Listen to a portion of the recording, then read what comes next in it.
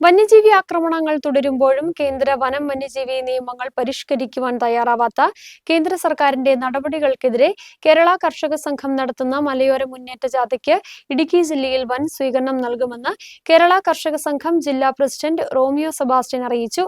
അഖിലേന്ത്യാ കിസാൻ സഭ ദേശീയ vice president EP. Jayarajan നയിക്കുന്ന ജാഥ 26-27 തീയതികളിൽ അടിമാലി, പൂപ്പാറ, കുമളി എന്നിവിടങ്ങളിൽ പര്യടനം നടത്തുമെന്നും റോമിയോ സെബാസ്റ്റ്യൻ വ്യക്തമാക്കി. കേരളത്തിലെ വന്യജീവി ആക്രമണത്തിന് തടയിടാൻ, കൃഷിക്കാരെ സഹായിക്കാൻ കേന്ദ്ര വന്യജീവി സംരക്ഷണ നിയമം ഭേദഗതി ചെയ്യണം എന്നാണ് ഈ ജാഥയിലൂടെയും സമരത്തിലൂടെയും കേരള കർഷക സംഘം ആവശ്യപ്പെടുന്നത്. ആക്രമണകാരികളായിട്ടുള്ള വന്യജീവികളെ കൊല്ലാൻ അനുവദിക്കണം.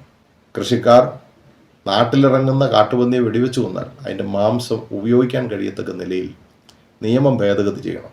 ജീവഹാനിക്കും കൃഷിനാശത്തിനുമുള്ള ഇപ്പോൾ കൊടുക്കുന്ന സഹായങ്ങൾ വർദ്ധിപ്പിക്കണം.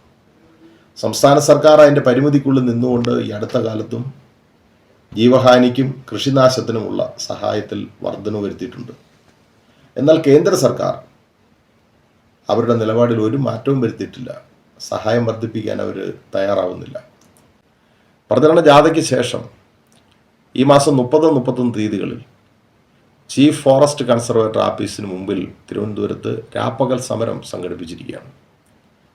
ആ സമരത്തിൻ്റെ പ്രചരണാർത്ഥം ഇടുക്കി ജില്ലയിൽ എത്തിച്ചേരുന്ന കേരള കർഷക സംഘത്തിൻ്റെ നേതൃത്വത്തിൽ നടക്കുന്ന ഈ ജാഥയ്ക്ക് എല്ലാ പിന്തുണയും നൽകണമെന്നും ഈ ജാഥയെ വരവേൽക്കാൻ, വിജയിപ്പിക്കാൻ, ഈ നാടിൻ്റെ ജീവത്തായിട്ടുള്ള ഈ പ്രശ്നം കേന്ദ്ര ഗവൺമെൻറ് ശ്രദ്ധയിൽ കൊണ്ടുവരാൻ കേന്ദ്ര വന സംരക്ഷണ നിയമം കാലോചിതമായി ഭേദഗതി ചെയ്യാൻ ആവശ്യമായിട്ടുള്ള പ്രക്ഷോഭ പരിപാടികളിൽ എല്ലാവരും അണിനിരക്കണമെന്ന് വിനയപൂർവ്വം അഭ്യർത്ഥിക്കുകയാണ്.